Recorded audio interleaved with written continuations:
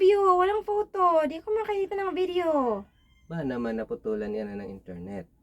Problema nyo ba ang pagbabayad ng bills?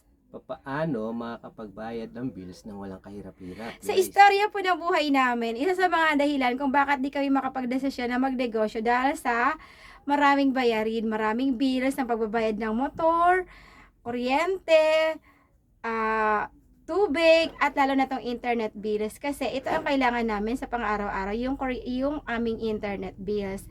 Hindi po kami makaalis-alis sa level ng pagtatrabaho or pangangamuhan dahil sa mga kinatatakot namin na bayarin tungkol sa mga bills na iyan.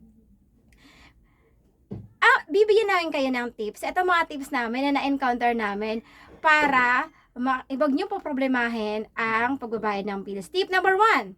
Magtipid. Isa sa mga rason kung bakit lagi tayong walang cash dahil hindi tayo nagtitipid. Lagi tayong sige lang, pag merong madaming pera, sige go nang go, hindi tayo nagtitipid. Number 2, Huwag gagastos ng higit sa kinikita. yan yung mga problema natin si Kos. Mas marami tayong gumastos kaysa sa kinikita natin. Kaya problema natin lagi ang pagbabayad ng bills. Kaya hindi natin namamalayan, bayaran na pala ng bills. Kaso, ang nagastos na natin. Tip number 3. Huwag bibili kapag kasi Yan, mga kumaras ko dyan.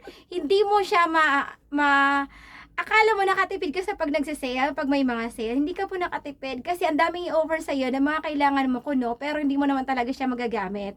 At yan ang mga tipid tips namin sa inyo kung paano kayo makakabayad ng bills ng walang kahirap-hirap. Pininiwalaan kami namin mga kumare and kumpare dyan na ang pagnenegosyo ay hindi natin kailangang problemahin kasi it's a necessity. Kailangan niya nating bayaran. Hindi natin yan kailangan laging didibdibe na monthly, ay wala na naman tayong pambayad. Dapat sa estilo ng buhay namin, dapat ang kabayad na tayo kaagad-agad. Hindi natin kailangan problemahin ang pagbabayad ng bills. Pinaglalaanan natin niyan.